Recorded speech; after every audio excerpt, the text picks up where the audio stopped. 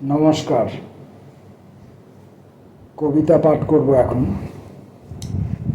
আজকের কবিতা পাঠের ক্লাসে কবি মানস মণ্ডলের 4টি কবিতা পাঠ করব।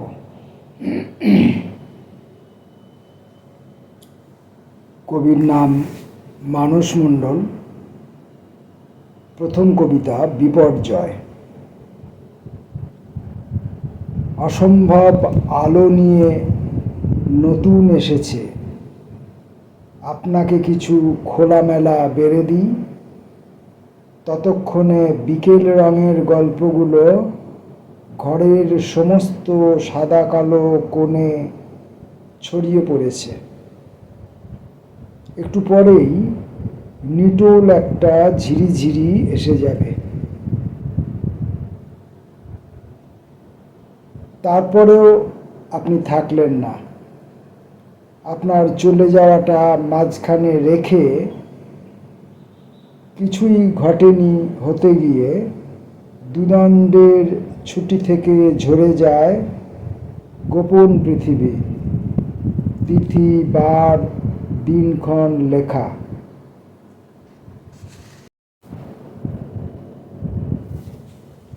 পরের কবিতা মুহূর্তটা। আমি সেই মুহূর্তটা যাকে উষাপর্ব বলে ভুল করে লোকে, সূর্যও করে। ইশারার কয়েক টুকরো তুলে নিয়ে সকালের কোলে মাথা রেখে বিকেলের গায়ে হেলান দেওয়া বুকে করে মুহূর্তটা পাশ ফেরে।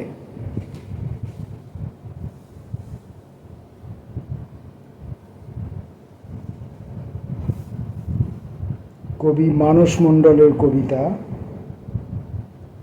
পৃথিবী ডেকেছে। পৃথিবীর হাঁটা ব্যাপারে একটা চমৎকার আছে, ওলট পালট আছে একটা নতুন।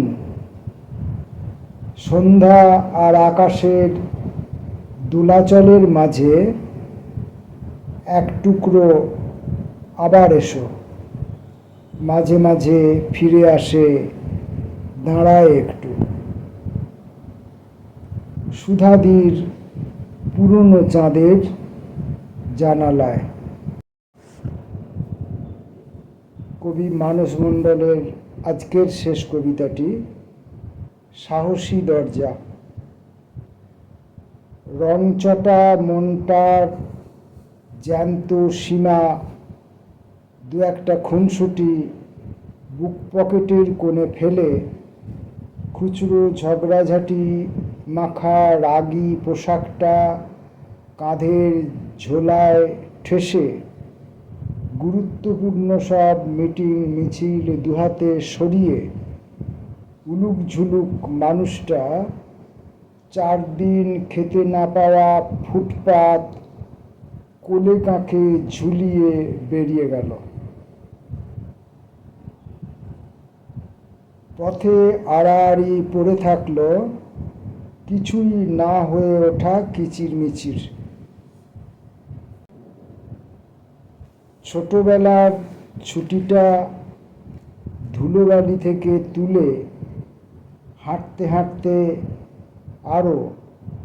আরও একটু এগিয়ে গেলে এক মুঠো সাদা অক্ষরের ভাত।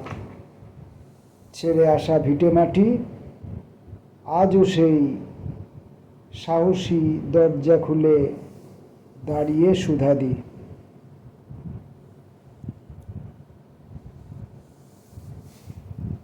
মানস মণ্ডলের আরও একটি কবিতা পড়ব, ওয়াটার অফ ইন্ডিয়া। মাথা ভারী চেয়ারের রঙিন বাজেটে ঘর বাড়ি পরগনা দুবেলা। ফুরিয়ে যেতে যেতে ফের উঠে দাঁড়ায় সুধাদি। শাহিনবাগের ধুলো থেকে মেজাজ কুড়িয়ে বিছিয়ে রাখে বিপন্ন রান্নাঘরের মেঝে থেকে ছাদ থেকে গল্পের লাইন উল্টিয়ে দিলে নীল হুঠারের আস্ফালন সম্পন্ন খিদের পায়ে গড়িয়ে পড়বে। সুধাদি নামের নদী হবে, নদীদের নামে সুধাদিরা দুকুল ছাপিয়ে আমাদের রান্নাঘরগুলি খুলে দেবে ওয়াটার অফ ইন্ডিয়ার ভাষায়। আমরা কবি মানস মণ্ডলের কয়েকটি কবিতা পড়লাম। পরবর্তীতে আবার কবির প্রতি আমাদের কৌতূহল থাকবে। নমস্কার।